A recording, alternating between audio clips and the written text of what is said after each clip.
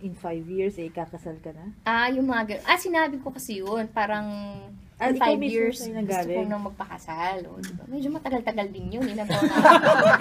30. Kailan mo 30? sinabi yun sa blinds? 13? 32. 32. 32. Sa blinds mo sinabi yun? Oo. Paano 27 na ako sa nasimulan July. yun?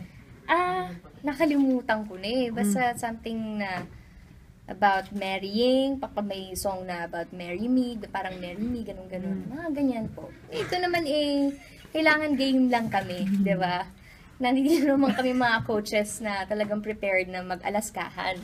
Na ako, syempre, medyo napagsasabihan na lumaban daw ako. So, pag nanood kayo, baka mapaganon kayo sa akin. Kasi talagang tinatry ko ang best kong lumaban. Diba? Miss Leia, lalabang. Walang pikulan.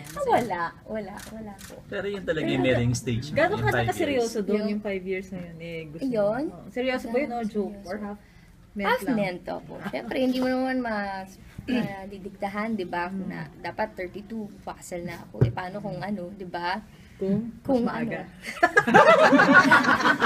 Kasi syempre gusto mo magkaroon ng maraming Maaga kids, pala. di ba? Oo. Paano yung kung 32, di masyado ng late. Hindi naman po siguro. Kasi yun na uso ngayon. Sunod-sunod no? na yan. Parang, Pero anong take mo naman na si Miss Leia Salonga? Parang okay siya. Naging wedding singer mo. ay, oo, sinabi niya yun. Kailan? Matagal na yun eh. Nung season pa nila Jason D na, pag kinasal ka, kakanta ako. Sabi ko, wow! Suggested song na ba Diba? siya? Wala naman po. Wala naman. Masyadong advance na. Nervous ka doon, Sarah. Wala pang groom. Wala pang groom? Wala pang groom. Pero Boyfriend pa lang. may potential yan. Pero Nakikita mo na he husband is a material ba husband si material. material? The way he treats you, yung family niya, kung paano siya sa mommy niya, kung paano siya sa babae.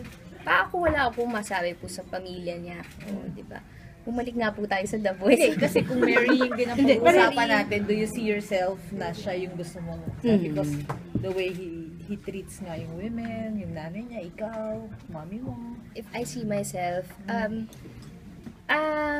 kailangan kasi, marami pa kasi kami pong syempre, kailangan pang ayusin, di ba? Bilang mga tao, di ba? Kasi, ang hirap-hirap ng pagpapakasal. Ang dami kong stories na naririnig about, ano ba yung teleserye ngayon? Pangako sa'yo. Ano ba Bridges of Love. Bridges of Love, ano pa? Vegan wife, Nathaniel. Ayun, mga Passion de ganyan. Amor. Oo, di ba? Kasama na kailangan ito.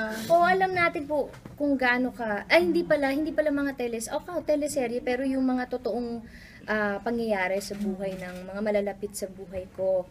Tama ba yung sentence ko? Yung mga sitwasyon na hindi talaga biro-biro ang pagpapakasal po.